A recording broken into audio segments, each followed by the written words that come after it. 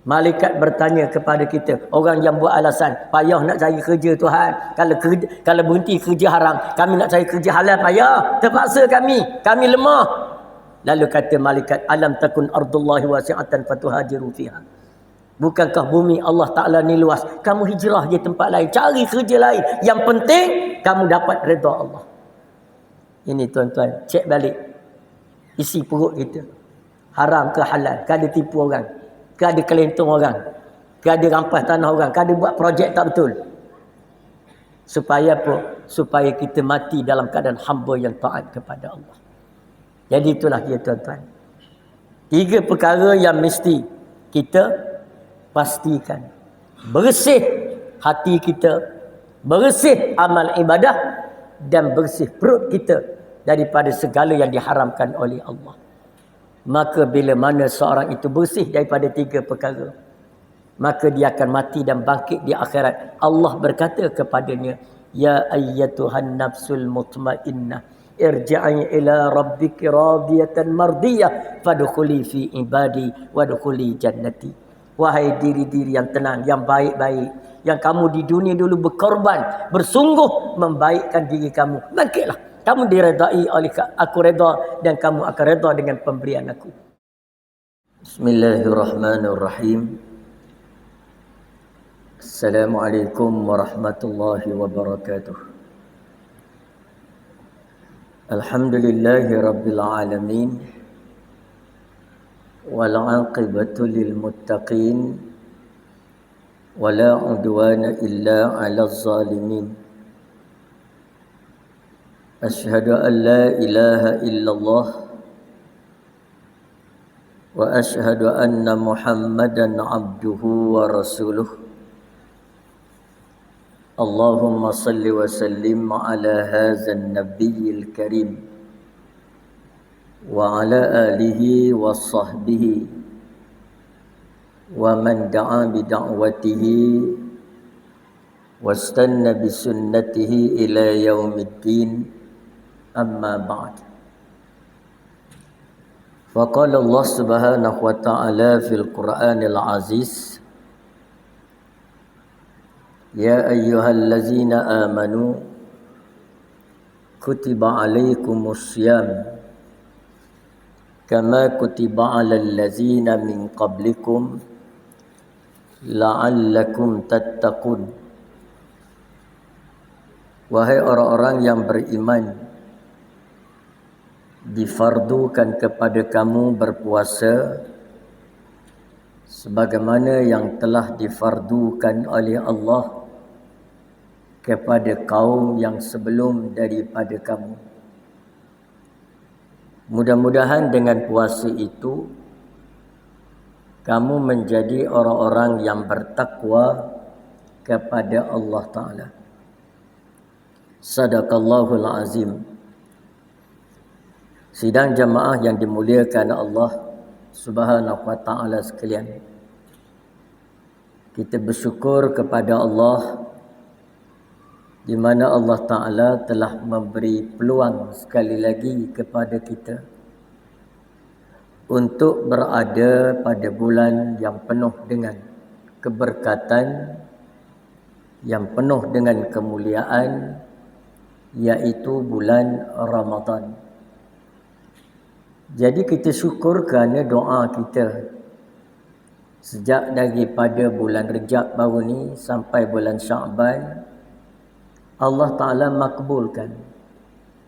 Allahumma barik lana Rajabin wa Sya'bin, ataupun wa Sya'ban, wa ballighna Ramadan.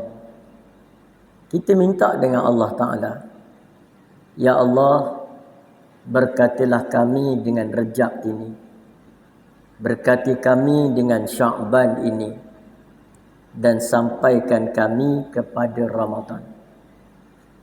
Dan malam ni kita sampai pada Ramadan. Gerbang Ramadan telah dibuka sejurus sebelum maghrib tadi. Allah Ta'ala buka gerbang Ramadan dan kita telah masuk bulan Ramadan ini. Bulan yang Allah Ta'ala janjikan berbagai-bagai kebaikan, kebajikan, kemuliaan bagi orang-orang yang menyambut baik Ramadan ini.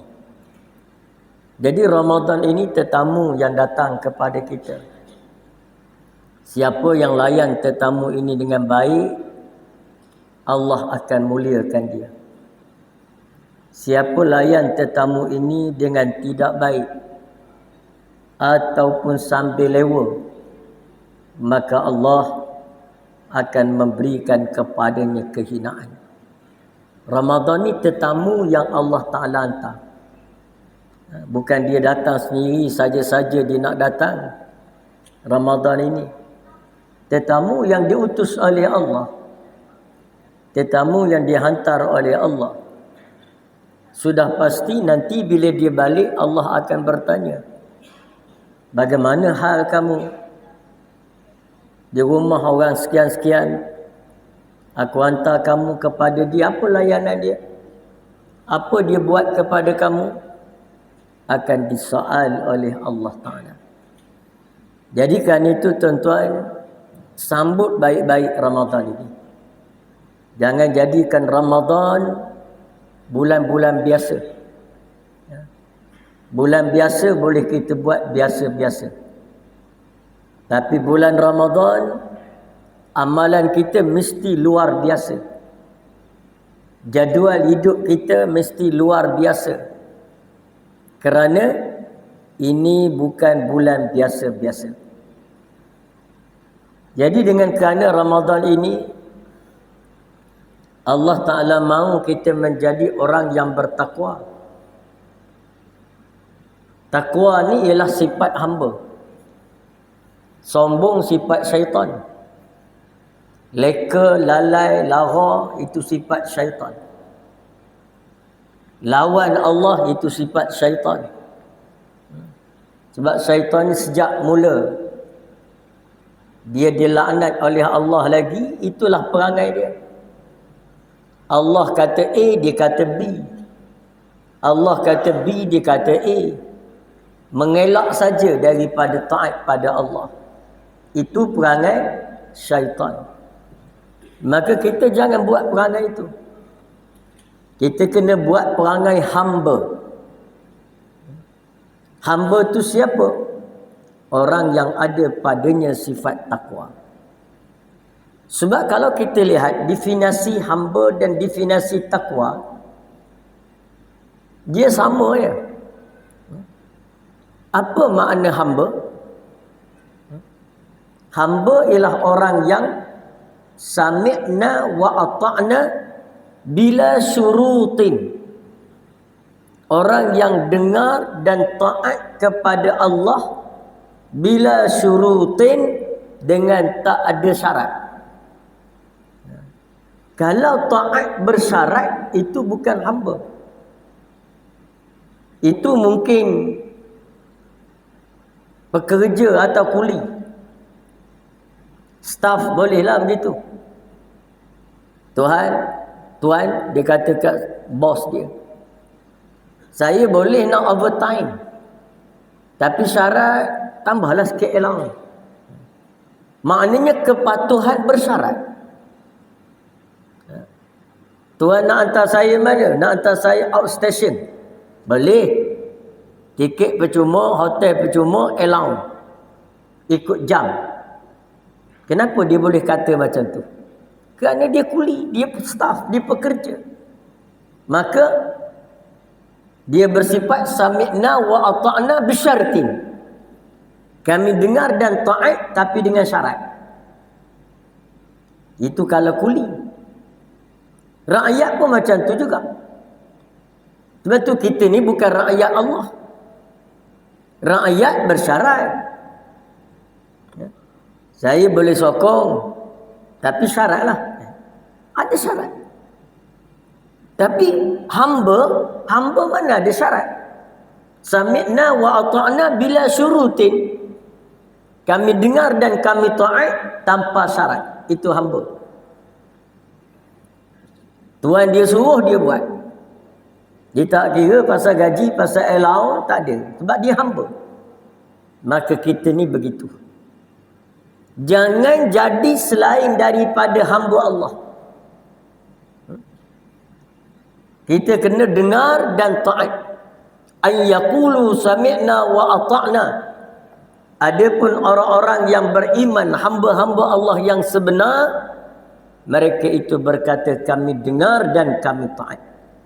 Tanpa syarat. Lepas tu cuba kita pergi pula lihat kepada definisi takwa. Tadi definisi hamba, makna sami'na wa ata'na bila syurutin. Kami dengar dan taat tanpa syarat. Takwa pula apa makna takwa? Takwa itu ialah imtisali awamirillah wajtinabin nawahihi.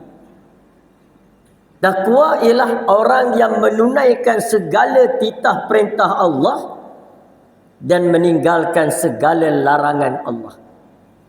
Itu makna takwa. Jadi bila kita cantum definisi takwa dengan definisi hamba kan sama. Jadi Allah Ta'ala kata aku jadikan Ramadan, fardukan Ramadan untuk kamu ini supaya kamu bertakwa.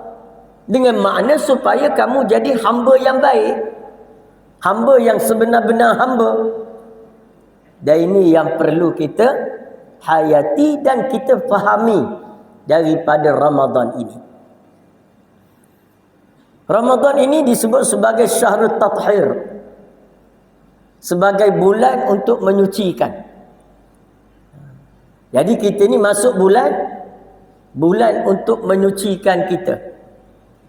Buang segala kelodak-kelodak, daki-daki, sifat-sifat syaitan, sombong, takabur, tamak pada dunia. Itu semua kerja ke sifat-sifat yang kotor, yang mazmumah. Lalu Ramadan ini datang supaya kita basuh segala sifat-sifat tadi. Sifat-sifat yang kotor. Dan kita kena sucikan. Jadi sepanjang Ramadan ini apa yang kita nak sucikan? Supaya kita dapat tahu objektif Ramadan untuk mencapai sifat perhambaan kepada Allah. Sebab hamba ni sifat, darjat atau status ataupun kita sebut sebagai maqam yang paling tinggi, hamba. Jadi dalam sepanjang Ramadan ini buang segala sifat syaitaniyah, sifat-sifat syaitan, dan kita basuh diri kita dengan sifat-sifat hamba. Malam ni saya nak sebut 3 perkara yang perlu kita basuh. Bukan perlu, makna wajib kita basuh. Kalau nak benar-benar jadi hamba dan nak menjadi orang yang berjaya di akhirat. Perkara yang pertama yang kita kena basuh, kena sucikan, ialah al-qalb, hati kita. Hati ni kena basuh. Dan wajib basuh. Tak boleh kita biarkan begitu, tak boleh. Tak apalah, aku dah solat, tak payah belajar macam mana cara nak basuh hati. Tak. Kena belajar cara basuh hati. Sebabkan Isra' Mi'raj kita belajar baru ni, bulan Rejab, Nabi nak diangkat Isra' dan Mi'raj, kan Jibril bedah dulu dada Nabi, basuh dengan air Zam-Zam. Itu bukan cerita penglipu lara tu. Kalau cerita penglipu lara, bolehlah kita baca seronok-seronok begitu. Itu bukan novel Quran ni. Bila Allah cerita Nabi di Isra' dan di Mi'raj, dan hadis menceritakan Nabi kata dadaku dibedah, memang betul. Tapi soalnya kenapa dia bedah? Kerana menyucikan hati. Ni perjalanan nak sampai kepada Allah. Allah sebut apa? Yauma la yanfa'u malun wala banun illa man atallaha biqalbin salim. Bila tiba kamu di hari akhirat nanti, kata Allah, pada masa tu tidak bermanfaat apa-apa harta benda yang banyak. Banyak harta. Sampai harta dia sajanya. Bukan setakat orang terkaya di Asia. Top 10 di dunia ni, orang terkaya dunia. Tapi pada hari itu tak ada faedah. Usah kata hari akhirat tu nanti. Tercabut dia nyawa, harta tak ada makna dah. Habis kena tinggal belaka. Hatta kalau ada gigi pun kena tanggal. Tak boleh nak kapal dengan gigi-gigi palsu itu. Gigi emas petah lagi lah. Maknanya kita ni betul-betul kosong. Pergi ke sana, harta benda tidak ada manfaat. Wala banun, tidak memberi makna dan manfaat. Harta anak pinak yang ramai, penyokong yang ramai, kawan yang ramai, taulan yang ramai, illa melainkan. Ini kena perhati tuan-tuan. Apa sebenarnya kita ini? Melainkan kata Allah yang bermanfaat, man atallaha, siapa yang datang menghadap Allah pada hari itu, biqalbin salim, dengan hati yang bersih sejahtera. Hak tu dia bermanfaat. Apa qalbin salim? Qalbin salim, para ulama mufassir berkata, ais salimah minas syirki wal mazmumat.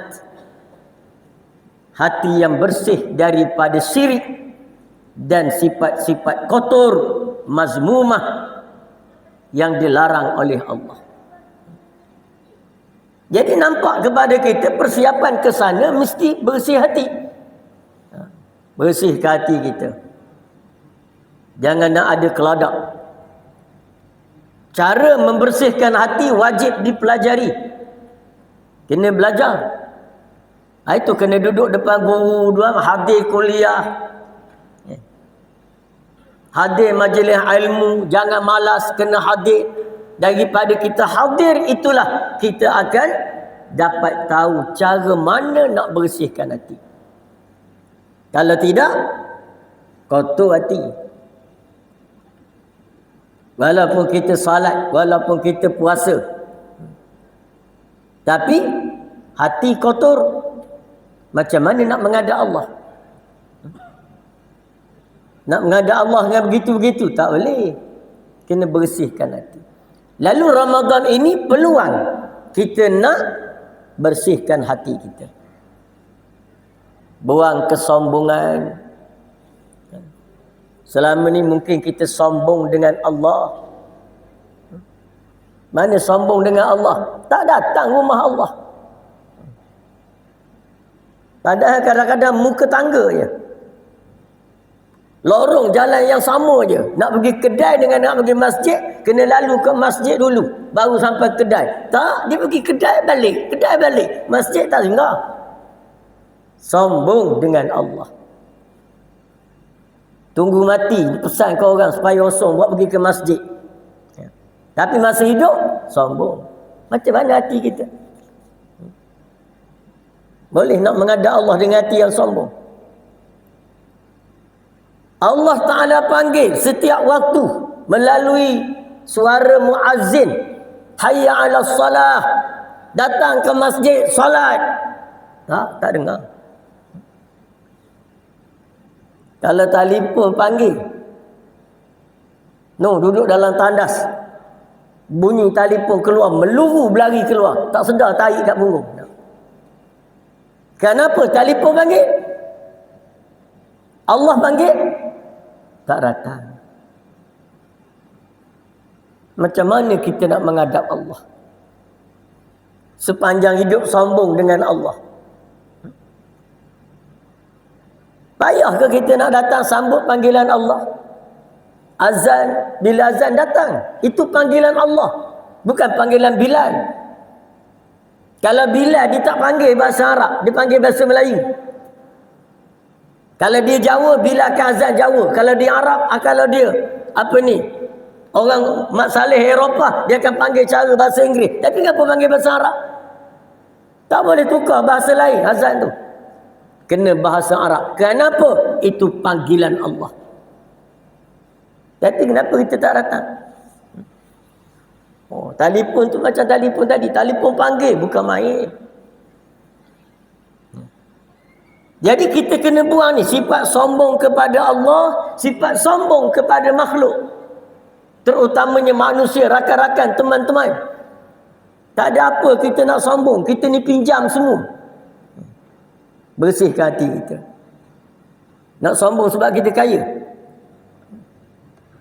Baru ni ada orang kaya meninggal. Orang kaya di Malaysia ni lah. Disenaraikan dia punya tanah dia. Milik dia. Saya try baca. 1, 2, 3, 4 sampai 40 letih lah. Banyak sangat harta dia ni. Sampai 40 letih. Ada lagi bawah tu 100 lebih. Last sekali terfikir, bodoh pula aku baca ni. Mana kayanya dia. Tapi dia mati dia buat apa tuan-tuan? Tak ada apa. 3 hari lepas dia mati,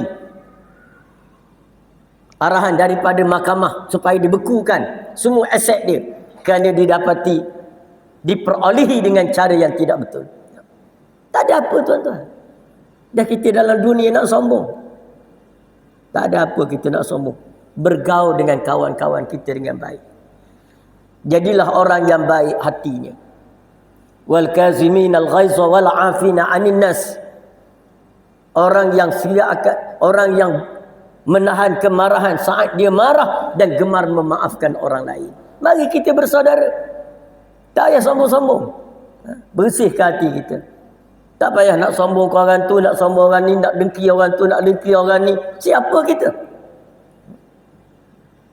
Hati yang bersih dia tidak akan dengki, dia tidak akan hasad. Kenapa? Itu saudara kita.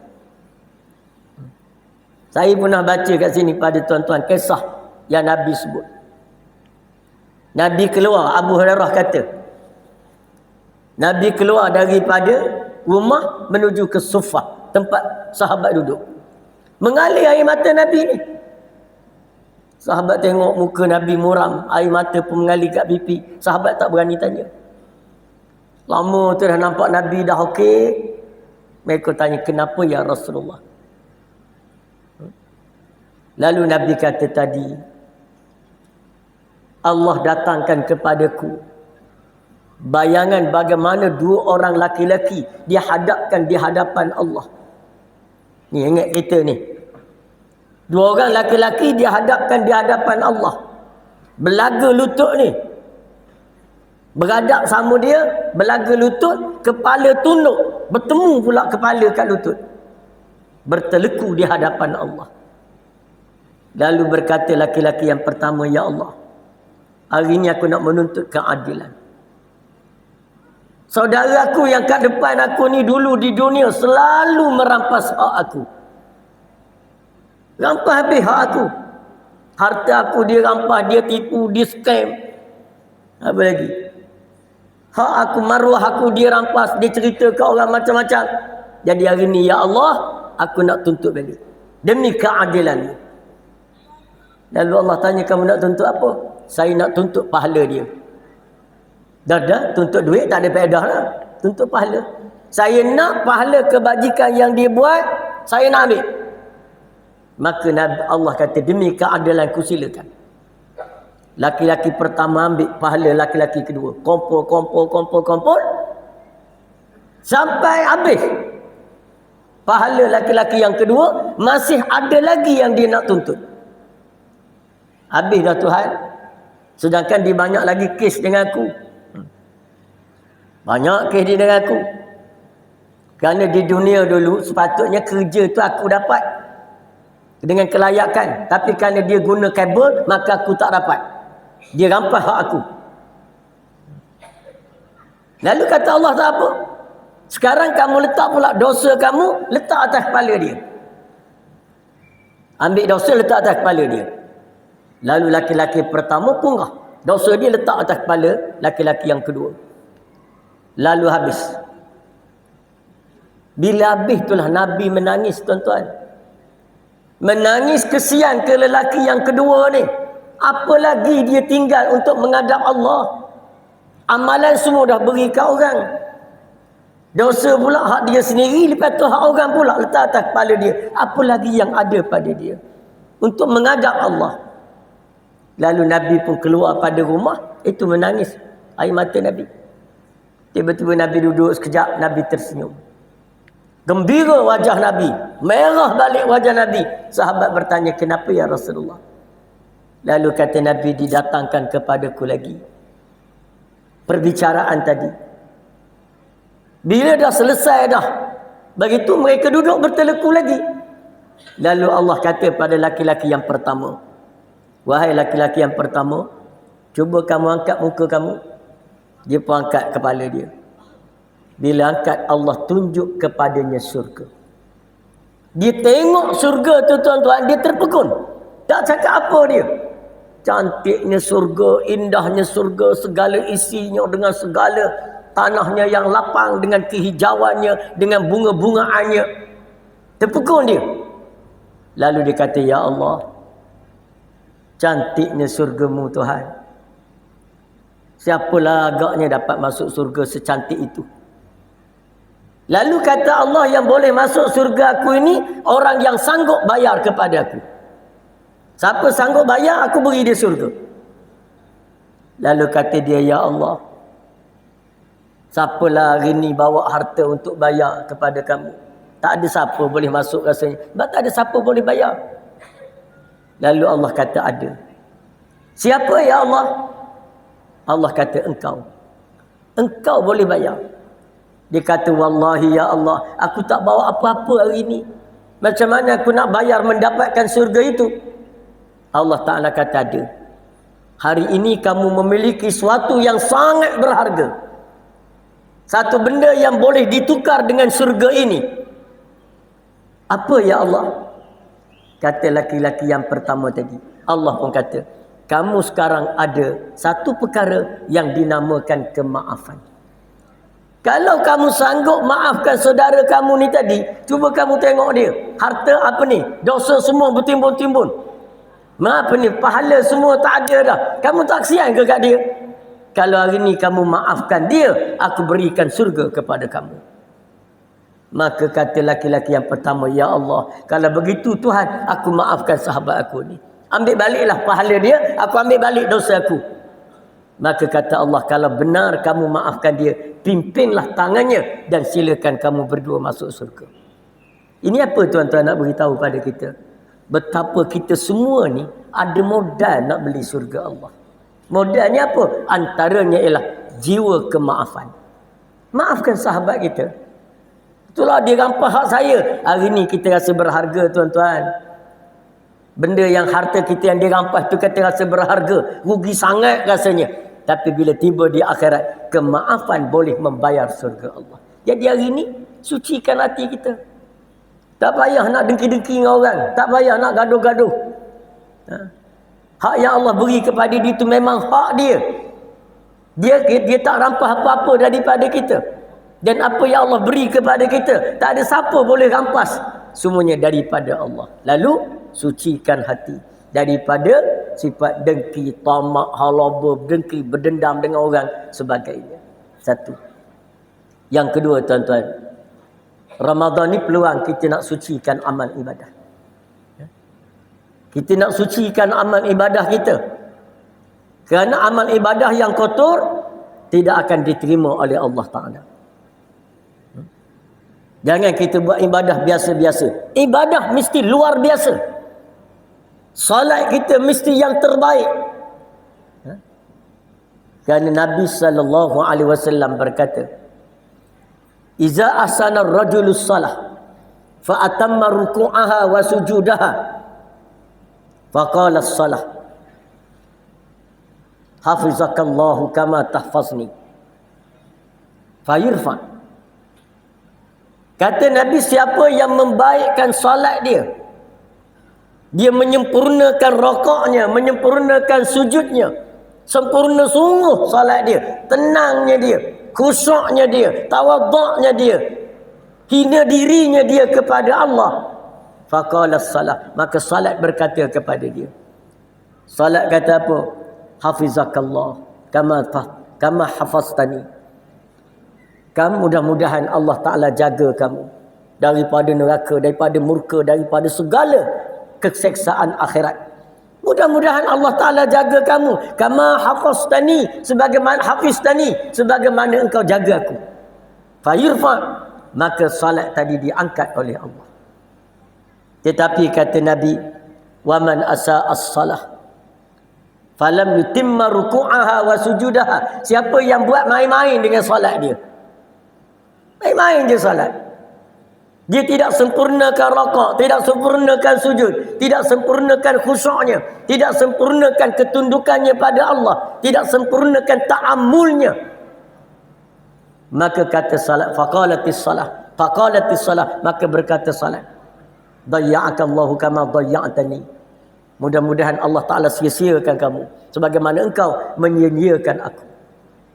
Ini tuan-tuan, kita sucikan amal ibadah kita bulan Ramadan ni. Ambil peluang, baiki diri.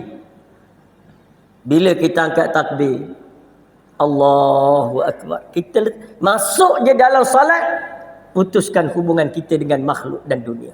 Kita dengan Allah je masa tu. Ya? Jangan buat main-main. Kita hayati betul salat ni. Sujud tu rasa semacam kita sujud di hujung kaki Allah yang sedang berdiri. Seolah-olah tunduk. Biar kita rasa, ya Allah, aku serah diri aku sepenuhnya kepadamu. Sepanjang salat itu doa dan permohonan pada Allah. Maka begitu juga puasa. Jadikan puasa ini puasa yang penuh kebersihan. Tidak ada sebarang cacat cela dalam puasa kita. Jangan puasa sambil mengumpat. Puasa sambil sia-siakan masa. Ambil peluang ni malam ni tuan-tuan. Malam ni dah start dah ni. Memburu Lailatul Qadar. Jangan tunggu malam esok. Jangan tunggu 10 Ramadan yang terakhir. Jangan tunggu malam-malam ganjil. Semua malam anggaplah malam Lailatul Qadar. Malam ni peluang. Lepas ni kita balik pada masjid malam ni tuan-tuan. Tuan-tuan balik tidur tu. Bangun pukul 3 pagi. Bangun di hadapan Allah. Berdoa. Minta ampun kepada Allah. Ini peluang. Baca Quran. Zikir banyak-banyak. Paling malas baca, paling malas berzikir. Cukup baca Al-Fatihah. Sampai petang esok tak apa. Baca lagi. Tanda kita ingat pada Allah. Jadikan puasa yang terbaik. Ini peluang. Buru. Memburu segala apa yang dihidang oleh Allah Ta'ala. Jadi bersihkan amal ibadah kita. Jangan buat dah macam biasa-biasa. Itu biasa-biasa itu untuk orang biasa-biasa. Tapi untuk orang yang nak mendapatkan redha Allah, cinta Allah, surga Allah, kena jadi orang yang beramal dengan luar biasa. Luar biasa. Baik, yang kedua, yang ketiga, saya nak ringkas je. Kita sucikan perut. Suci hati, suci amal, suci perut. Ramadan ni kan bulan menyucikan perut kita. Lepas bermula pada malam ni tuan-tuan, jangan biarkan sesuap pun makanan haram masuk dalam mulut kita, masuk dalam perut kita. Kerana antara yang menyebabkan doa ditolak dan amalan ditolak oleh Allah ialah apabila manusia memenuhkan perut dia dengan perkara yang haram. Kan kita baca dalam hadis 40 Imam An-Nawawi kan. Macam mana Allah Nabi SAW berkata, ya ayuhan nas, wahai manusia semua, kata Nabi, inna Allah Ta'ala tayyibun wa la yaqbalu illa tayyiba. Allah Ta'ala tu baik, dia tidak akan menerima melainkan sesuatu yang baik. Allah Ta'ala tu baik, dia tak terima melainkan sesuatu yang baik, akidah yang betul, amalan yang baik, akhlak yang baik, tingkah laku yang baik, amal ibadah yang baik, perut yang baik. Allah tak terima amal ibadah orang yang perut dia penuh dengan makanan haram. Sama ada haram ainiyah yang bersifat najis macam babi dan sebagainya, ataupun haram hukmiyah dari segi hukumnya. Dalam perut ada makanan riba, dalam perut ada makanan rasuah, dalam perut ada makanan tipu orang. Allah tak terima. Tuhan kata sorry, tak ada masa aku nak layan. Walaupun sujud hitam dahi-dahi, zikir sampai putus tasbih, tapi kalau perut ada makanan haram, Allah Ta'ala reject. Inna Allah Ta'ala tayyibun wa la yaqbalu illa tayyiban. Wa inna Allah amara nas wa inna Allah amara al-mu'minin kama amara bihil mursalin. Allah Ta'ala perintah orang mukmin sebagaimana Allah perintah para rasul-rasul. Allah Ta'ala kata, ya ayyuhar rusulu kulu min tayyibat. Wahai rasul-rasul, makanlah kamu daripada apa yang baik.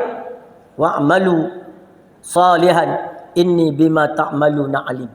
Beramallah kamu dengan amalan yang soleh, kerana sesungguhnya aku maha tahu atas apa yang kamu lakukan. Sebagaimana Allah suruh Nabi jaga makanan halal, maka Allah juga kata pada orang beriman, ya ayyuhallazina amanu kulu min tayyibati ma razaqnakum. Makanlah kamu daripada yang halal dan baik-baik yang kami rezekikan kepada kamu. Jadi tuan-tuan, cek balik. Ada tak harta kita yang haram? Ada. Kalau ada, buang segera. Makna buang, sisih segera daripada kehidupan kita. Kalau kita rampah orang, kembalikan hak dia. Kalau ada sumber makanan yang haram daripada gaji, pendapatan yang haram, maka kita wajib berhenti daripada kerja haram, mencari kerja yang halal. Oh, itulah payah Tuhan, nak cari kerja sekarang payah. Maka ingat, di akhirat, malaikat bertanya kepada kita, orang yang buat alasan, payah nak cari kerja Tuhan, kalau berhenti kerja haram, kami nak cari kerja halal payah, terpaksa kami lemah.